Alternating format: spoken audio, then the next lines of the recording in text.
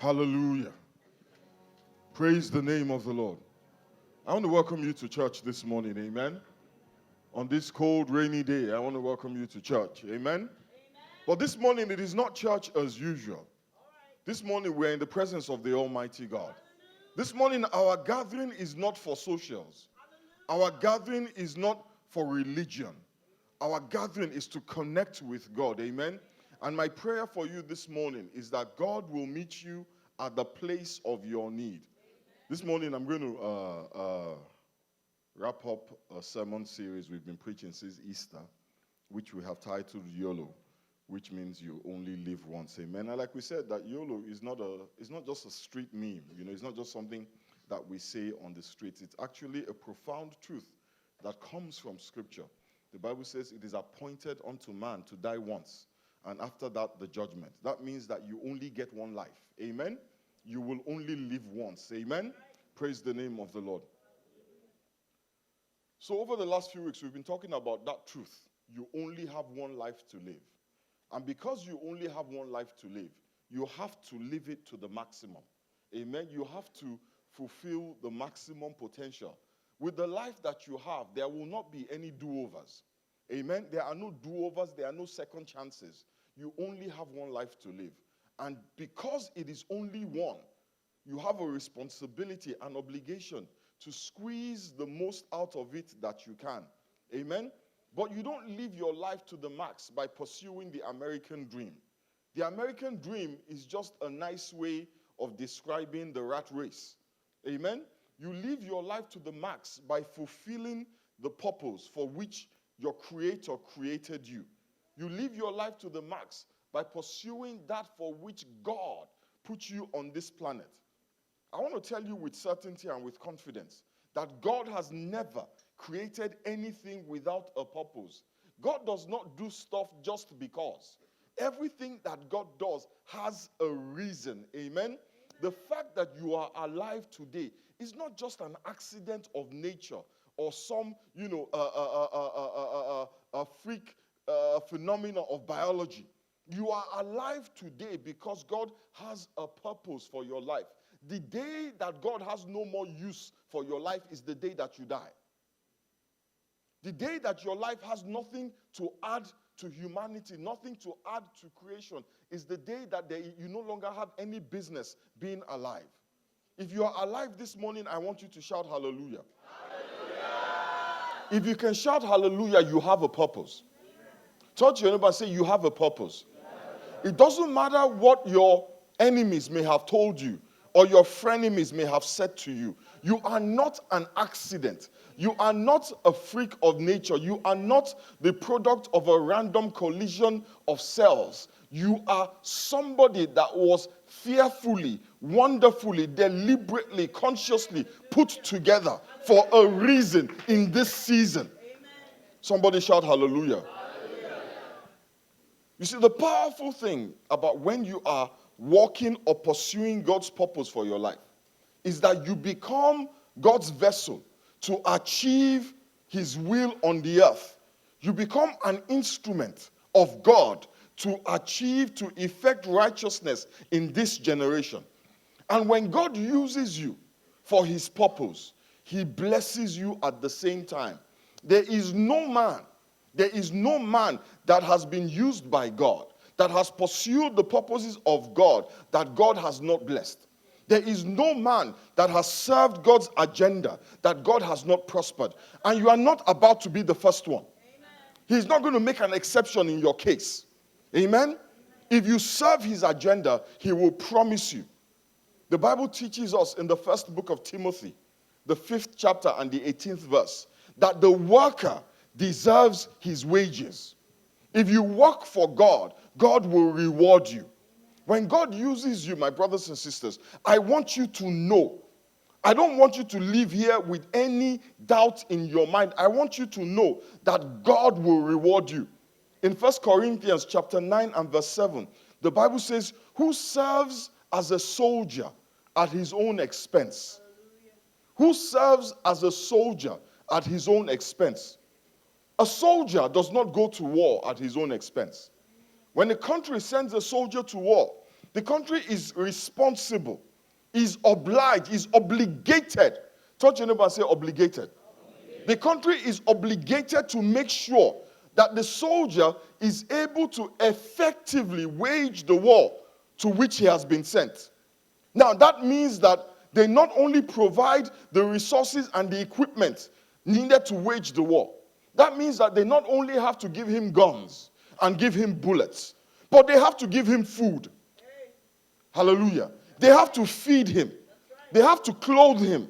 They have to put a roof over his head. And if he's sick, they have to provide for his care. He is not responsible for his own material needs when he is in the service of his country. When you are living a life that is dedicated to fulfilling the purposes of God for your life, it is God's responsibility. Amen? It is God's responsibility to look after you and all that pertains to you. God is obliged. Amen? God is obliged. Listen, the Bible says God will show mercy on whom he will show mercy. But once you are walking after his purpose, he no longer has a choice. He has to bless you. He has to look after you. He has to take care of you and all that pertains to you. Because if he doesn't, he would be unrighteous. The Bible says no soldier goes to war on his own account.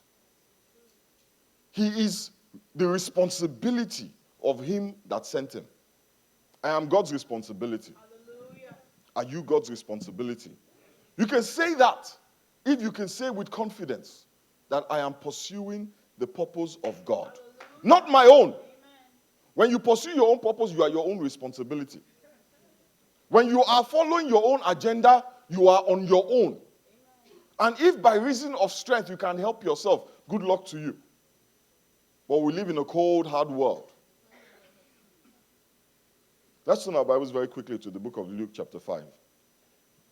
I want to show you something from verses 1 to 11. The Bible says, one day as Jesus was standing by the lake of Gennesaret, the people were crowding around him and listening. Touch your neighbor and say, listening.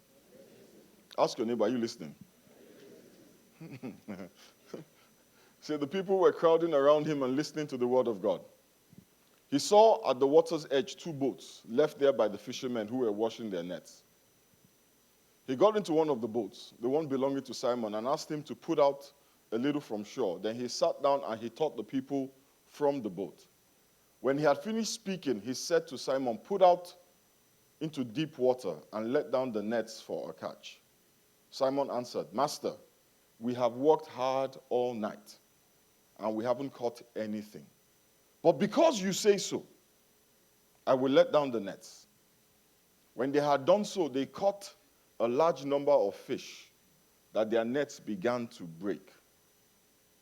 So they signaled their partners in the other boat to come and help them. And they came and filled both boats so full that they began to sink. When Simon Peter saw this, he fell at Jesus' knees and said, Go away from me, Lord, I am a sinful man.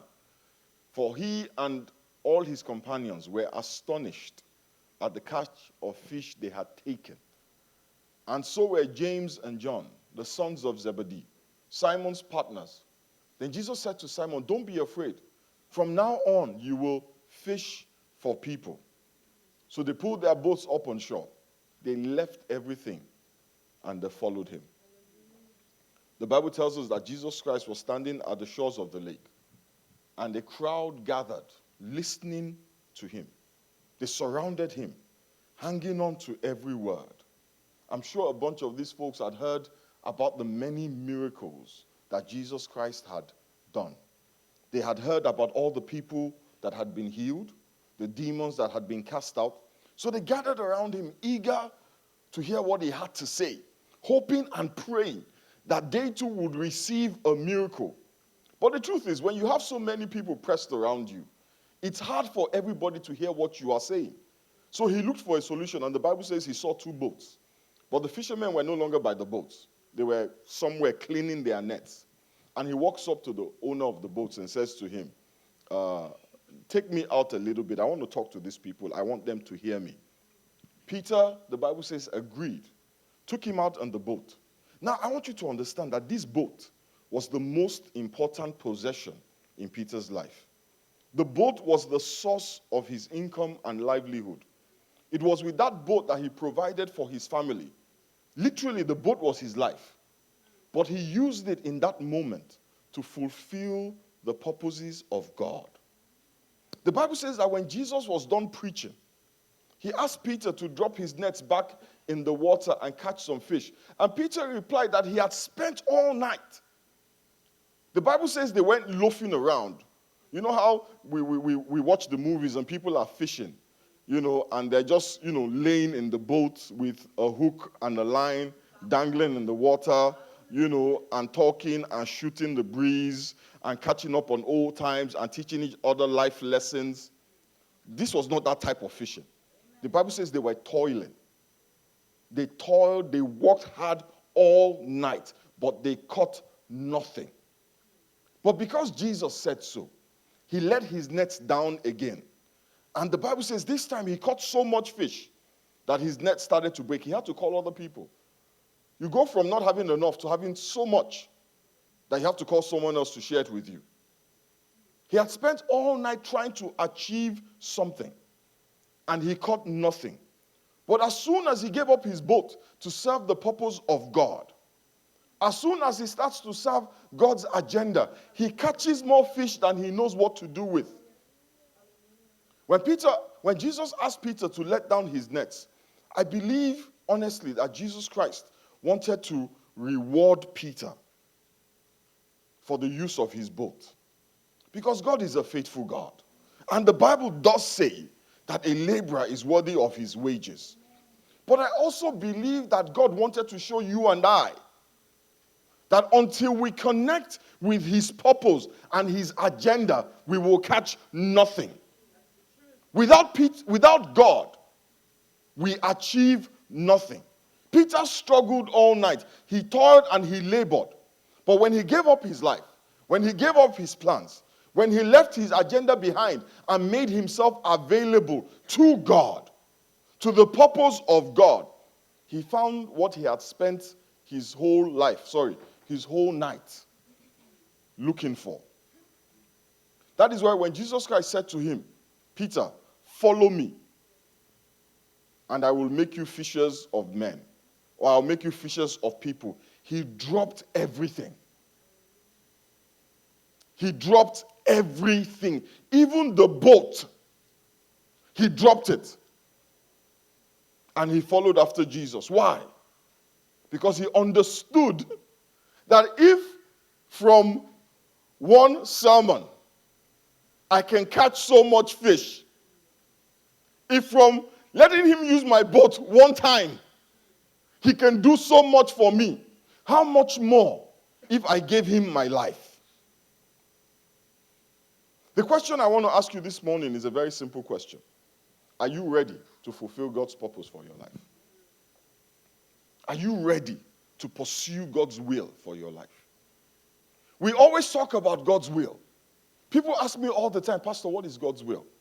But the reason why most of us are asking God's will is not to fulfill God's agenda.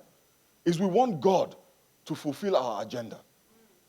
We want to know his will so that what we want can happen. And when what he says deviates from what we want, promptly, without hesitation, we drop his will and we do our thing. And that is the test of it. When God asks of you to give your life, your boat, are you ready to do it? Because if you are, your experience will be like Peter's. The abundance that God will bless you with, you will not have enough room to contain it. I ask that question because the truth is many of us are not ready. And this morning what I want to do is just tell us what we need to do to get ready, because the Bible says in the book of Luke chapter 12 and verse 35, it says, be dressed for service, be well prepared, as though you were waiting for your master to return from a wedding feast. It says, then you will be ready to open the door and let him in the moment he arrives and knocks. There will be special favor Turn to your neighbor and say special favor. For those who are ready and waiting for his return. You guys are pulling up the wrong versions. Okay, that was NIV, now this is NLT. So the question this morning is, how do I get ready to be all that I was meant to be? Number one, you have to purify yourself. Purify. Turn to your neighbor and say purify. 2 Timothy, the 2nd chapter and the 20th verse. The New Living Translation. It says, in a wealthy home, some utensils are made of gold and silver, and some are made of wood and clay. The expensive utensils are used for special occasions, and the cheap ones are used for everyday use. If you keep yourself pure, you will be a special utensil for honorable use. Your life will be clean, and you will be ready for the master to use you for every good work. To purify means to cleanse something of all the things that contaminate it. To make it clean, to make it pure. But you see, we're not talking about a physical cleansing. Because if this was a physical cleansing, all you need to do is take a shower. Amen? When you take a shower, you cleanse your body. But my brothers and sisters, a shower, no matter how many times you go in and out, will not cleanse your soul. In order to cleanse our souls, we need the blood of Jesus. You need the blood of Jesus. It is the only thing that washes your soul and your spirit. The Bible says, even though you may be red with filth, the blood of Jesus can cleanse you and you become white as snow. The blood of Jesus is more powerful than OxyClean. Amen? The Bible says in 1 John chapter 1, verse 7, it says, if we are living in the light, as God is in the light, then we have fellowship with each other, and the blood of Jesus, his son, cleanses us from all sin. Listen, you cannot cleanse yourself from sin by saying Hail Mary 7 times. You cannot cleanse yourself from sin by going to bathe in the river. You cannot cleanse yourself from sin by putting a sacrifice at a junction of a road. You cannot cleanse yourself from sin by yoga. Amen? Hare Krishna will do nothing for your soul. Buddha is a waste of your time. The only thing that cleanses your spirit and your soul is the blood of Jesus. And many of us have experienced that cleansing. We know what it is to have been filthy with iniquity and unrighteousness and sin. But then we stumble again. But we don't know what to do. The Bible says in 1 John chapter 1 verse 9, it says, if we confess our sins to God, he will keep his promise. He will forgive us. Turn to him and say, God will forgive. He will forgive us our sins and purify us from all our wrongdoing. You see, to confess simply means that you admit to God you were wrong and he was right. The word confession in the Bible comes from a Greek word pronounced homologio. Amen? It means to speak the same with God. It means to agree with God. To confess is to agree with God. You know, that thing that I did was a lie. I agree with you, it was a lie. That is what a confession is. It is an agreement that what God says about your actions is the truth. To confess your sins means to say to God, you are right and I was wrong. And when you do that, when you go to God with humility, not making excuses, not passing the buck, he made me do it. She made me do it. Lord, if you only knew the kind of wife I had. Lord, if you know my husband. Oh, the devil made me do it. Take responsibility for your actions. Well, you know what, Pastor, I'm human. And we all lie. And you know, we're human, we're not made of wood. Stop making excuses. If you want to be clean, you have to come with humility and say, God, I am sorry. I am wrong. Amen? And when you confess your sins and you purify yourself through the blood of Jesus, you need to dedicate yourself to God. The Bible says in Romans chapter 6, verse 13, it says, do not let any part of your body become a tool Touch your neighbor and say, a tool. Do not let any part of your body become a tool of wickedness, to be used for sinning. Instead, give yourselves completely to God, since you have been given new life, and use your whole body as a tool. That means your ears, your nose, your mouth, every part of your body to do what is right for the glory of God. The Bible says in 1 Corinthians chapter 6, verse 19, it says, don't you know that your body is the temple of the Holy Spirit who lives in you and was given to you by God? You do not belong to yourself, for God bought you with a high price. So you must honor God with your body. Listen, without the Holy Spirit, you cannot achieve what God has ordained for you. The Holy Spirit dwelling in us is what elevates Christianity from religion to relationship. Without the Holy Spirit, it is religion. Without the Holy Spirit, all you have is the letter. And the Bible tells us that the letter killeth, and the Spirit gives us life. You know what Jesus Christ told his disciples in the book of Luke, at the end of Luke in chapter 24? He said to them, wait in Jerusalem, and the Holy Spirit shall come upon you, and you will receive power. And that power will enable you to be a witness. They needed the power of the Holy Spirit to fulfill God's plans for their lives. Many of us are struggling because we do not have the power of the Holy Spirit. We do not acknowledge it. Because in our minds, when we think of the Holy Spirit, all we do is think about speaking in tongues. And because we struggle, because, we're so intelligent, we struggle with the concept of speaking in tongues, we reject the Holy Spirit. We're like, you know what, I'm okay. I believe I'm okay. But Jesus Christ says, if you do not have the power, you cannot fulfill the purpose. Without the power, you're like a refrigerator without electricity. Just a box. With potential, but achieving nothing. You see, when you purify yourself through the blood of Jesus, then you are clean enough for God to take up residence in your life. To give your body to God, to dedicate your body to God, is simply to say, God, you know what, going forward, I will only use this body to glorify you. I will not use it to glorify the devil. I will not use it to glorify sin. I will use it to glorify you. That means that you should not be taking this body that you have dedicated to God, to the club, to drop it like it's hot. I'm serious. You should not take what you have dedicated to God and there's some things that we do. You go to a club and you're doing dances that simulate. You know what I'm talking about.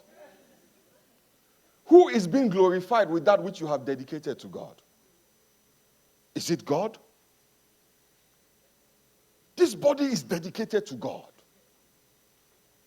And when it dances, it better be dancing to glorify God. Amen. And where it is dancing, better be a place that glorifies God.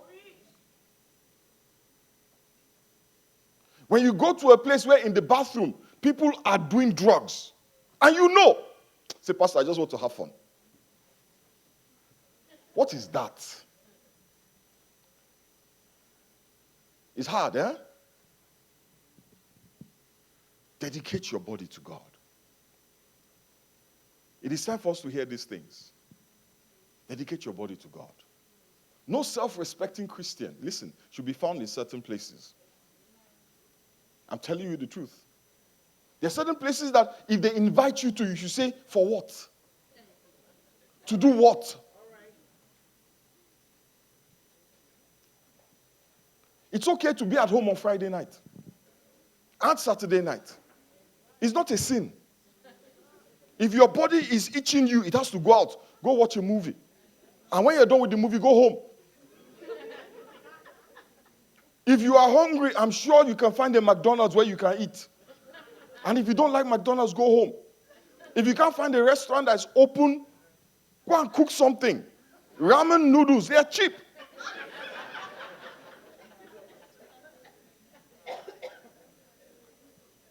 I'm serious. If you are thirsty, go to Walmart and get yourself a drink. If you want a glass of wine, buy your own bottle and take it to your own house. I'm serious. Dedicate your body to God. Number 3, fortify your faith. Everything God does in us, through us, by us, for us, he does by grace through faith. In Matthew, the 9th chapter and the 29th verse, the Bible says, according to your faith, it will be done unto you. So the stronger your faith is, the more God can do in your life. In fact, in Jude chapter 1 and verse 20, the Bible says, build yourself up in your most holy faith. But the Bible also tells us that faith comes by hearing. And hearing a word from God. So if you want more faith, the truth is, what do you need? You need more word. If you want more faith, you need more word. But we are so, and I'm being very critical this morning. And you need more word. Imagine the kind of faith that Abraham had. Enough faith to leave everything that he knew. Imagine the kind of faith that Noah had to leave your day job, to quit everything, to go and build an ark because a voice told you it was going to rain, even though nobody had ever seen rain. You know, when we talk about Noah's ark, we think everybody knew what rain was like. Even Noah had never seen rain. Because before that time, it had never rained before. Imagine the kind of faith that Daniel had. And he refused to bow. Imagine the kind of faith that Shadrach, Meshach, and Abednego had. Imagine the kind of faith that moves mountains. It doesn't come from sitting down in front of Game of Thrones. I promise you will not have more faith after you watch Game of Thrones. By the time you are done with scandal, I promise you, your faith will not increase. The Real Housewives, by the time they are done with you, somebody will say, there is God. You say, God? Who is God? Is there a God? Really? If there's a God, why don't I have all of that stuff? Faith does not come from anywhere but the Word. During service, the only time you are in church, you are Snapchatting.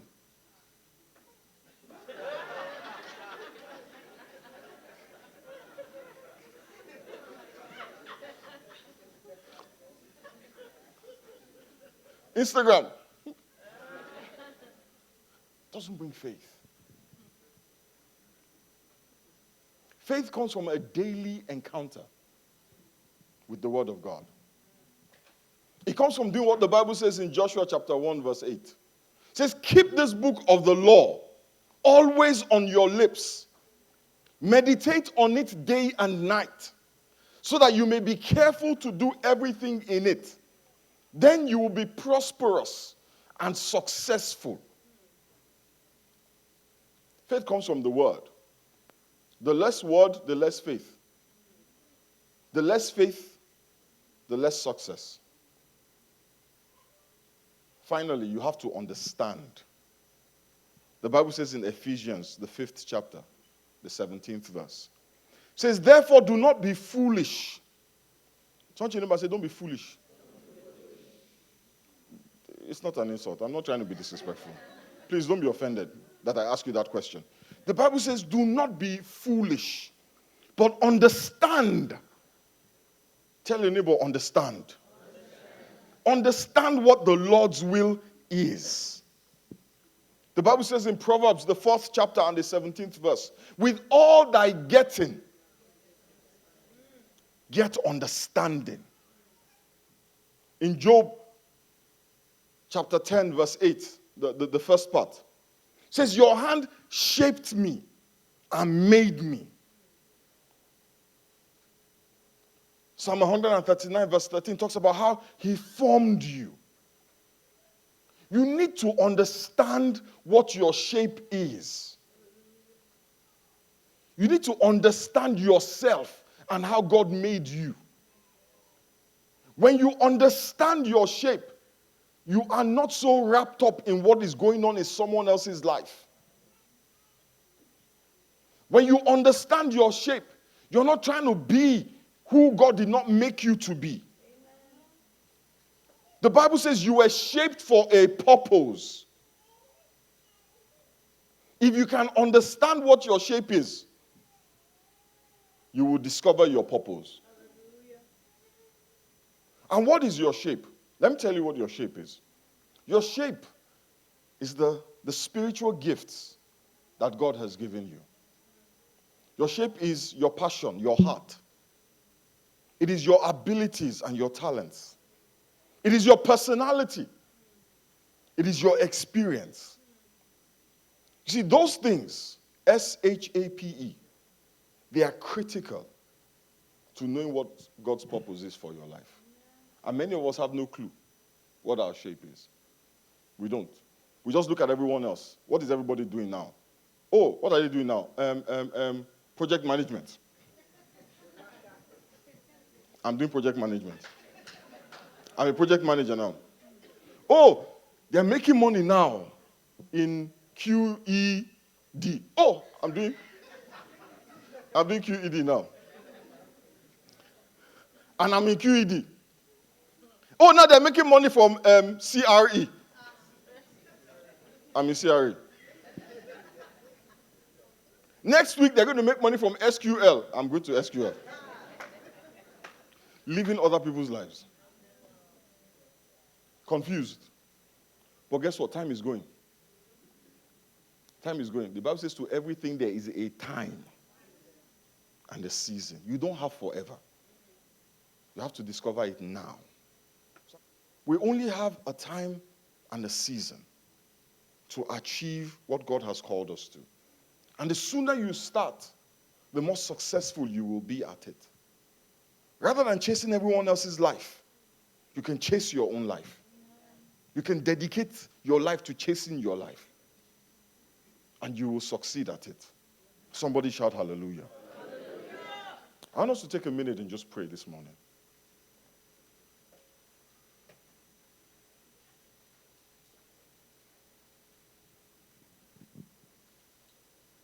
Some of us are right now thinking, what next? What am I supposed to do? What is my life about? What is your plan for me, Almighty? Some of us already sense something, but we're just struggling to putting it together. Ask the Lord to help you. Only God can reveal his will to you. All the Pastor Femi or anyone else can do is point you to the clues. But only God can put it together and explain it to you. So this morning, if you're here and you want to know God's will for your life, ask him. Ask him. This morning, we're not asking God, who should I marry or who should I not marry? Should I take this job or should I not take that job? We're asking him, what is the overarching thing of our life? Why were we made?